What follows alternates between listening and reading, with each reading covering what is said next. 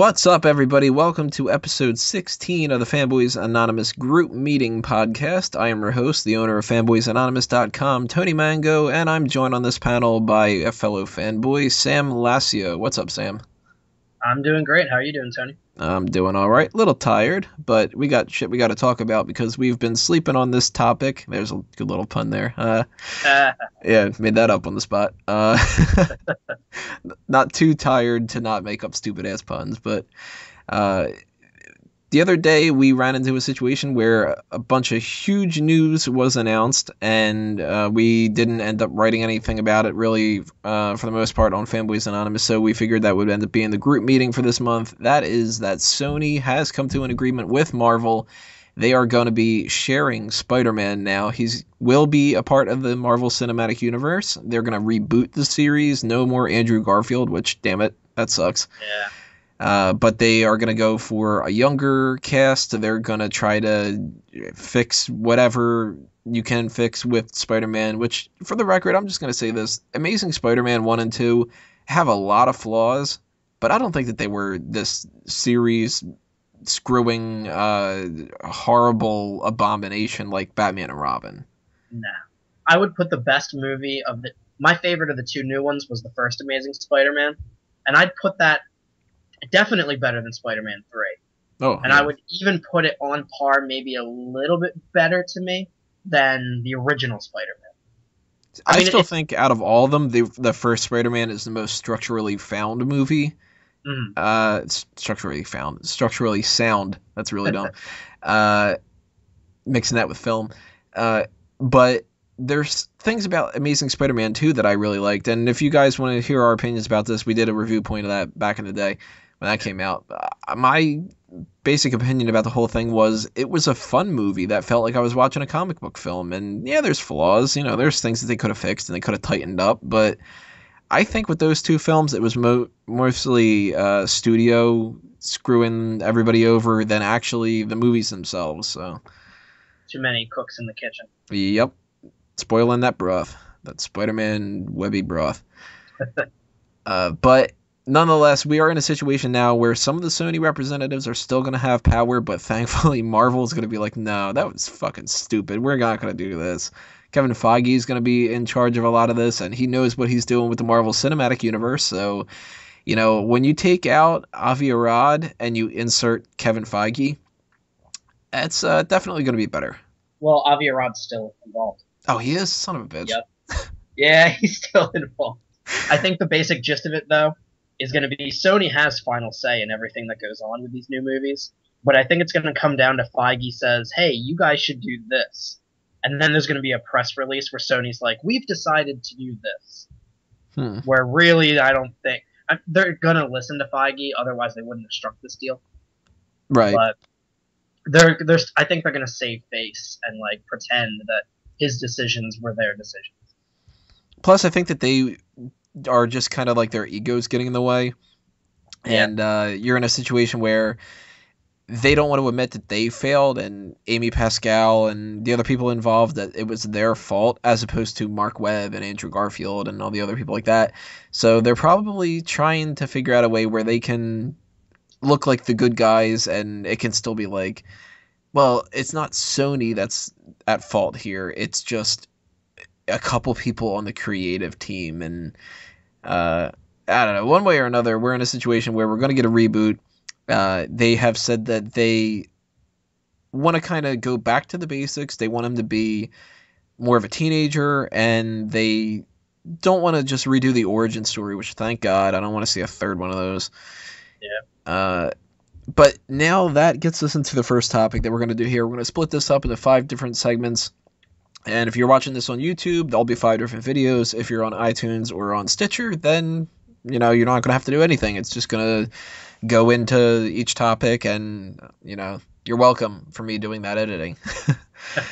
The first topic that we're going to talk about, though, is one of the biggest ones, and that's going to probably take up most of the time of this whole first part. We're going to, you know, throw in a couple other things in the meantime, but when people are talking about this rebate, man, I'm just retarded tonight, aren't I? Off the cuff, guys, off the cuff. Yeah, this reboot idea. A lot of people are bringing up this argument of this is our opportunity to have Miles Morales instead.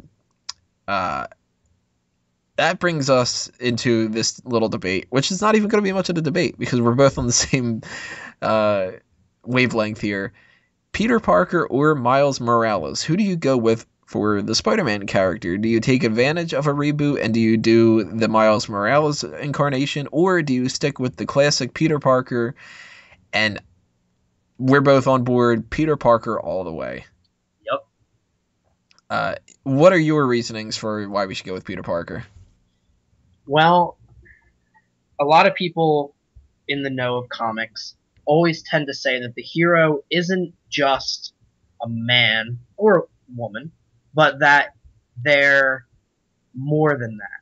Like they kind of did that in The Dark Knight, where it's not the man behind the mask that matters. It's the hero, and anybody can step up to that mantle. It's what I do underneath it. It's what I do that defines me. That's how that feels. But I've always been of the opinion that there is only one Captain America, and that's Steve Rogers. Yep. There is only one Iron Man, and there is only one Batman. There is only one Spider-Man. Peter Parker is Spider-Man. I agree with a lot of the comments, though, that people say.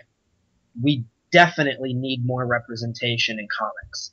A lot of the most popular comic book characters were created between the 40s and maybe the 60s into the 70s? Yeah. With the exception of the 1930s giving us Batman and Superman, but generally the 40s to the beginning of the 70s are where our major comic book characters come from. And back in that day, they were men and they were white.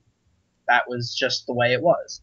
And if they weren't, they were like horribly in the racial spectrum of like, let's make Luke Cage, but he's going to look like we're trying to make fun of the black people in the 70s and stuff. Oh, yeah. It was terrible. Mm-hmm. A lot of Asian characters in, like, the Captain America comics, like Japanese people. Oh, my God. And the Mandarin. Like, you couldn't do that now. That's why a lot of our characters have changed over time. My biggest problem is Spider-Man is more of a recent addition to this for me, but as long as you don't change the core aspects of who that character is, everything else is on the table to change. Like, a lot of people are complaining about the recent Jason Momoa picture, saying that Aquaman should be blonde. Being blonde is not core to who Aquaman is. Like, yeah, he's always represented as being a blonde-haired guy, but that's not core to who he is. You are not going to cast, like, Jackie Chan as Aquaman. Well, you're not going to cast him as, like, Black Panther. Because being black you might not is pretty core. Hell yeah. What do I know? I might. I want to see this movie. Yeah. Being black is core to who the Black Panther is. Being black is core to who Jon Stewart is. There's not too many characters unless, unfortunately, that character is a very racist character. Not many characters are core for being white. So you can play around with that. My only issue is with Spider-Man, and actually with Green Lantern. If you're going to change something, you don't make Peter Parker black, and you don't make Hal Jordan black. Because Jon Stewart came about because there was more representation with comics. They wanted a new black character, they made a new black Green Lantern. But once you make Hal Jordan black, it's like, okay, yeah, okay, there's thousands, if not millions, of Green Lanterns, but I don't know. Maybe I'm not getting the words across just right. Hopefully, you guys know what I'm talking about here, but like Miles Morales was created for the purpose of more representation in comics. Now, a lot of people felt that it was a publicity stunt, but it's like, we're going to create a Spider-Man, and guess what, guys? He's black and Hispanic. Wink. Like, a lot of people thought that's what was going on. Yeah, might as Which, well go with the trifecta and make him gay as well. basically. But, He can but have that's a half sister who's paraplegic, and his mom can be from the south, and his dad can be from the north, and like one side of the family votes Republican, one side votes Democrat. They're just like, we're just gonna hit everything on here. and then there's the adopted gay child that votes libertarian. Yeah. His But love interest is part Asian, part Indian, part, it just this whole mixture. They're just like, let's just do everything. one is like asexual, doesn't identify as a gender. Yeah. Just One's represent transgender. everybody. Represent everybody. But I mean, if you want to change something about a character, like I said, as long as it's not core to who they are, go for it. But in the case of like Green Lantern, where you have a staple black Green Lantern, making Hal Jordan black, I feel doesn't diminish the Jordan or the Stewart character, but he became like a symbol that back in the day that people could get behind, like a black superhero that was actually prominent. He was in the Justice League. Like, he was actually important instead of just being like token black superhero number 2 like the Falcon used to be. So when you make Miles Morales perfect, you've created a new superhero, you've given him the title of Spider-Man, but he's a different person. He's got his own problems, he's got his own flaws and benefits as Spider-Man, a little bit of a different power set too. So he becomes more interesting in that regard. Once you make Peter Parker black, I feel like, okay, you had something special with Miles in that sense, but now you're just going to make Peter black too. Like, maybe being a straight white guy, I'm not getting it. But Tony, what do you think where I'm coming at with that? I'm on board with the same idea and a little bit in opposition. It sort of depends. I'm somebody who is really, really into organization. Not that I have like OCD or something, but it bothers me when we see a lot of like wasted space in different things. I've never liked the idea, for instance, that there are so many different Flashes. Right. And if you take, say, Jay Garrick back in the day, first original Flash, is pretty stupid. I mean, back when he was created, sure, people were fine with him wearing a pasta strainer on his head. But, Barry Allen is the main source of where Flash comes from. But I like Wally West better. And the reason I like Wally West better is because he's got more of a role in the Justice League than Barry Allen does as far as balancing out the team.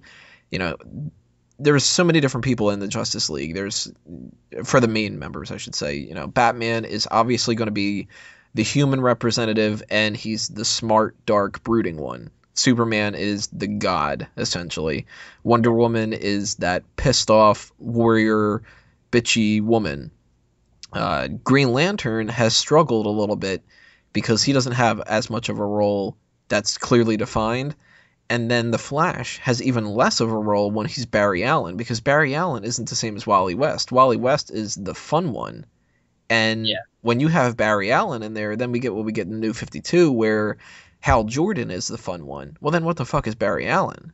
He's just another guy. And you know what? He's smart like Batman, but he's not brooding and dark. He's just intelligent, but serious. He's smart enough to not be an idiot, but he's not smart enough to be the smart one. He's not powerful. He is powerful enough to be like one of the most powerful, but that's clearly Superman's role. He's not dark and brooding. He's not a warrior. He's not a versatile one like Green Lantern would be. He's not a representative of like an alien culture like Martian Manhunter.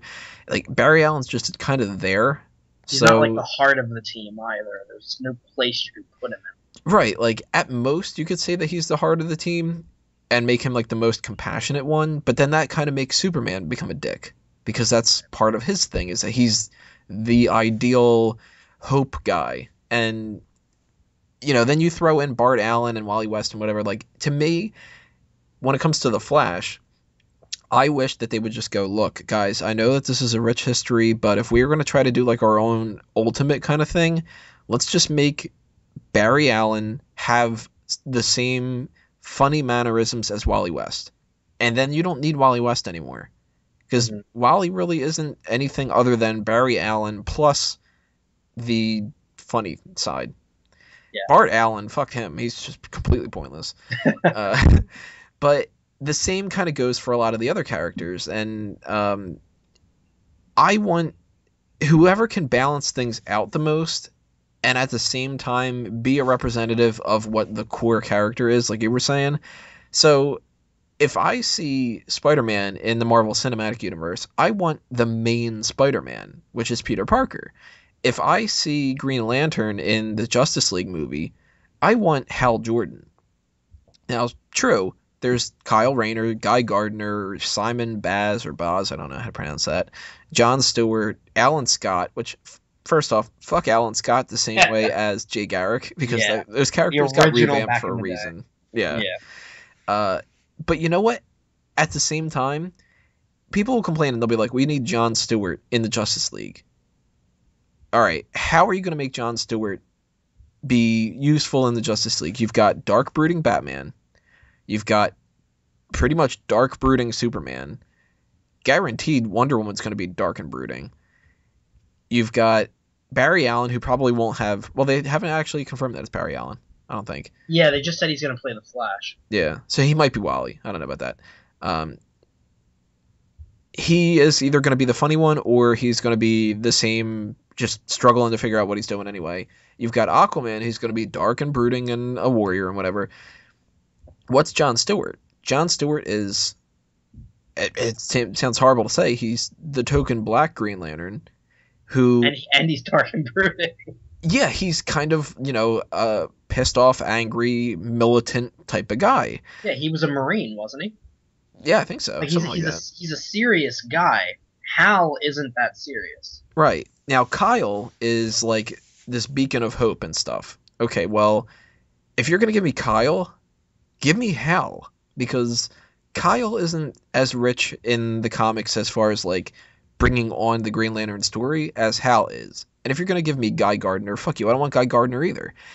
The reason I want Hal Jordan is because there's more to do with Hal Jordan, and he's a more basic representative of what the Green Lantern Corps is, and that's why I don't want any of those. Like, it has nothing to do with Jon Stewart being black, or Kyle Rayner being white, or Hal Jordan being white, or whatever. I don't want Rayner, Stewart, Gardner, Scott, Simon, fucking... I don't want Kilowog to be the goddamn Green Lantern in the movie. I want it to be Hal Jordan, and I want it to be Barry Allen, and I want it to be Superman. I don't want it to be Superboy. There were people that were saying that the new Batman in this continuity, what if that would be Joseph Gordon-Levitt? No. I don't want Joseph Gordon-Levitt to be Batman. I want Bruce Wayne to be Batman. Just the same as, I love the Dick Grayson character, but Dick Grayson is Nightwing or Robin, depending on when you go with. He's not Batman. Like, Marvel Boy is not Captain Marvel, and Superboy is not Superman. And if you are giving me an X-Men movie, I want Wolverine, not Daken or X-23 or whatever.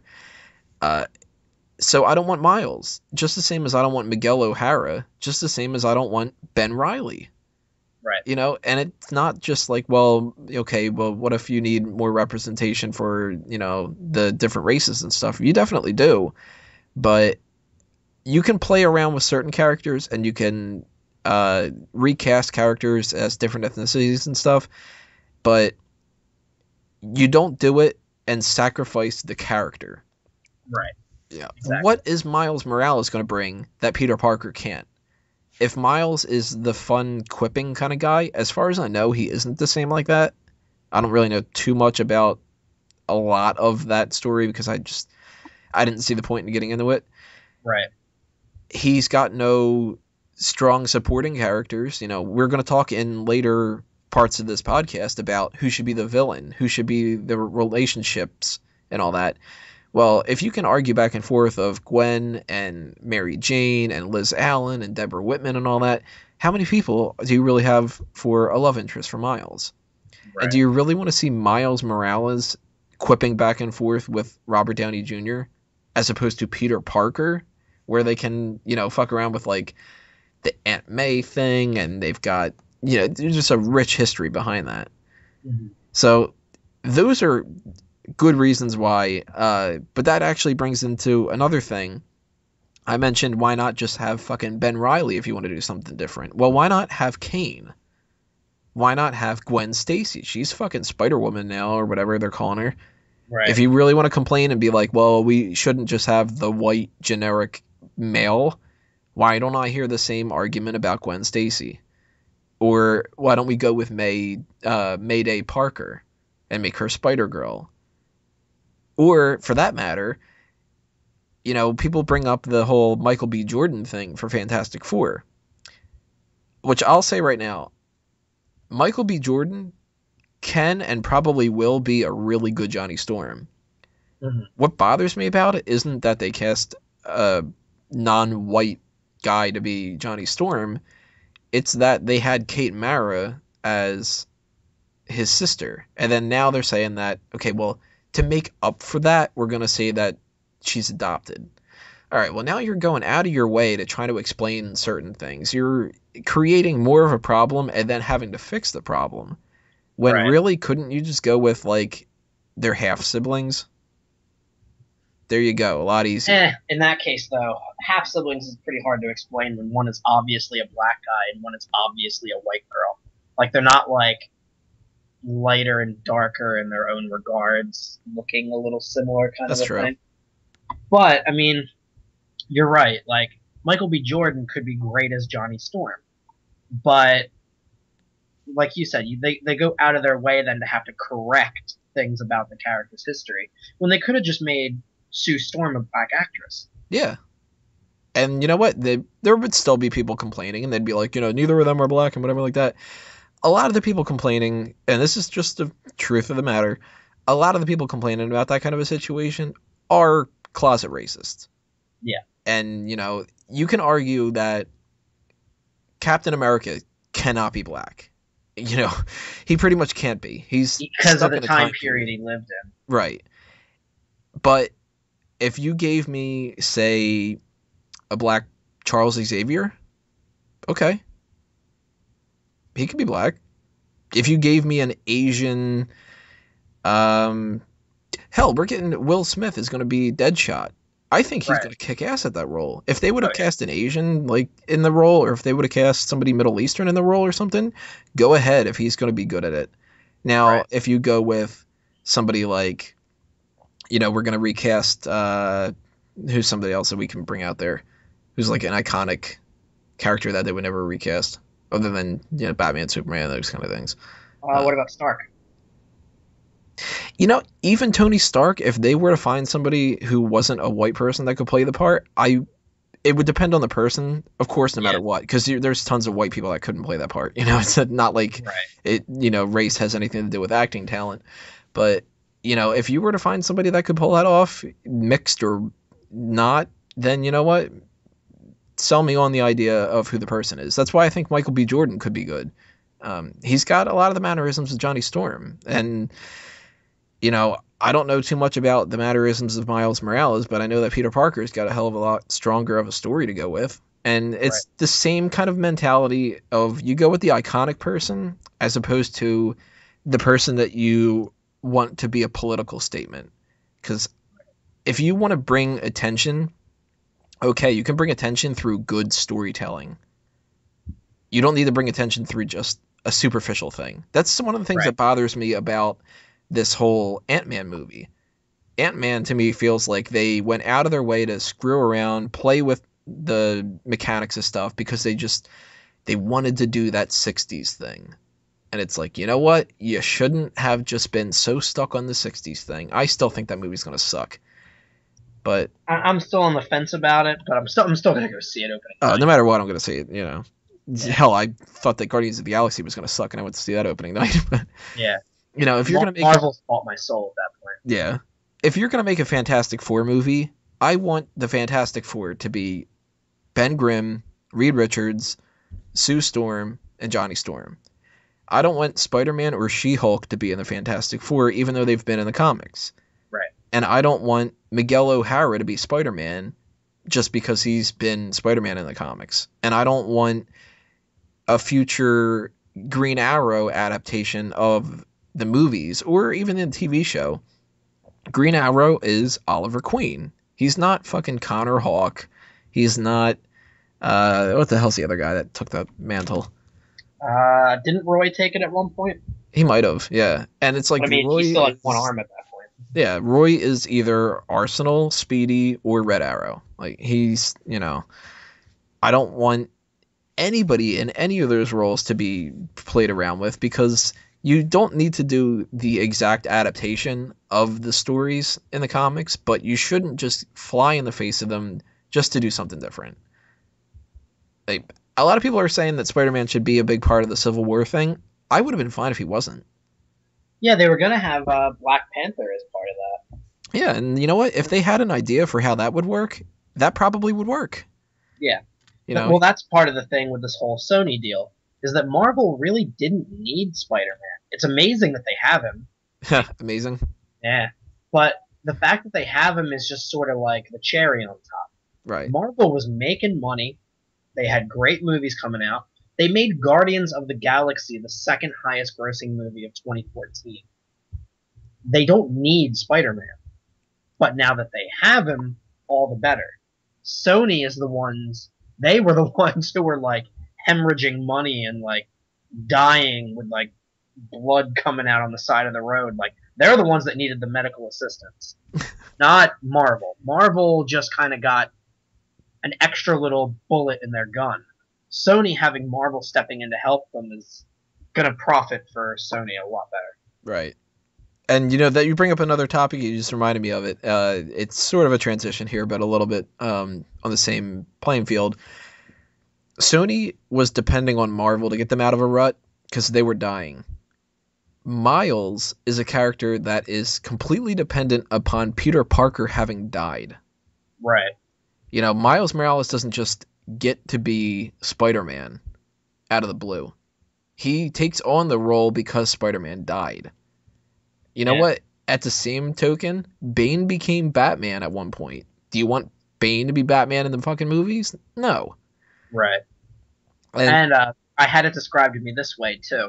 If you go, we forget sometimes being so immersed in comic books, and anybody listening to this is probably going to be, if not immersed, familiar with the comics. Mm-hmm. So if you go to any single movie theater anywhere, and you survey people as they're in the theater going to see the movies, and you say, hey, do you know who Miles Morales is? What, you're going to get 2 people that have heard of him? And if you say, who's Spider-Man? Almost all of them are going to say Peter Parker. Right. They're not going to know who Miles is. Miles isn't the name drawer to Spider-Man. Peter is. Now, whether Peter is white or black, I'm still going to go see the movie. I'm not going to be upset if I hear that they made a casting choice and it was a black kid. That doesn't bother me. I'll have my preferences, sure, but it's not going to be the end-all be-all. But if I hear they chose Miles, I'm going to be really confused, and I'm going to think that this movie's not going to be what I thought it could have been had they gone with Peter. Right. Yeah, in the same kind of way, because I would be just as upset if they said that they were going with Miles Morales as if they said they were going with Ben Reilly. Yeah. Because it would be like, oh my god, you can cast the same person as Ben Reilly as you would Peter Parker because they're literally clones, but I don't want Ben Reilly to be my Spider-Man. Like, just, it doesn't work out that way. Right. I am totally good with changing the adaptation of some characters around. I'm totally good with recasting people a little bit if they work out that way to get some more diversity in there. You can even change characters' genders sometimes and it'll work. If you would have told me that instead of, say, I don't know, like, I'm trying to think of somebody from that like the Spider-Man universe instead of, I would keep going to Batman because Batman's always my favorite character. But, let's say you take one of the villains, Alistair Smythe, the first name that came to my mind. Okay. And you made Alistair Smythe Allison Smythe. Okay. I'm not Yeah. gonna complain. Like, Not a big deal. They did that with Dr. Kafka in the Amazing Spider-Man 2. yeah, Dr. Kafka's a woman in the comics. They made it a man. yeah. No big And deal. my complaint about that wasn't, oh my god, he's a dude. What the hell? That's screwing it all up. It was, this guy's like ridiculously over the top German, and I'm supposed to laugh at this. This is kind of stupid. Yeah. Like, I don't know if you would classify it as racist, but definitely uncomfortable just how German he was. right. But I think that this all boils down to, look, if you want more representation for different ethnic characters and stuff like that, I'm on board. Just don't screw up the source material. And if you want Miles Morales to be a bigger part of the comics when they reboot all this kind of stuff, dude, you can go ahead and do it. Make him Spider-Boy. Make him the sidekick. Yeah. Or, you know what? Make him a different Spider-Man spin-off character. You've got, like... I wouldn't mind seeing a Spider-Man trilogy with Peter and say, hey, now instead of do something similar in the comics. Don't just have like Spider-Man and then there's a movie with Spider-Man where he crosses over and then in the second Spider-Man he's back. You could do it like Peter goes off to join the Avengers to fight Thanos. Well, while that's going on, Miles could still be in New York City. Yeah, there's a lot of ways that you could do this kind of stuff. And the argument that I keep hearing from everybody that goes for Miles Morales is, yeah, but we've already seen Peter Parker before. Yeah, you know what? You've seen Bruce Wayne before. I was just going to say, we've seen Bruce Wayne before. And do you really see anybody clamoring and going with, oh, man, you know what, though? Instead of having Bruce Wayne, how about we get somebody like a Ben Affleck and he just plays, like, as real? Yeah. Nobody's complaining about that. So if you guys have a better argument for why Miles Morales should be in there, and it isn't just I want to see a non-white person or I'm tired of Peter Parker, definitely leave a comment below on YouTube. Or if you're listening on iTunes and Stitcher, leave a comment on the Fanboys post itself on the article. But I'm highly doubting that we're going to get any of that. Yeah. And if, in the same regard, if you're somebody who only doesn't want Miles in the movie because he's not white, then dude, come on, it's 2015. Right. So, two ends of the spectrum. If you're pro-racist or anti-racist, you're both stupid. Would you say then that this is a color spectrum? That was good. We're going to talk about casting ideas for different roles, mostly Spider-Man and mostly Peter Parker, so what we should say, in the fourth part of this. But part one is pretty much done and over with, I think. We are going to talk about villains in the next part, so click on the next video, or if you are on iTunes and Stitcher, just stay tuned, wait about a couple of seconds, and we'll keep talking right after.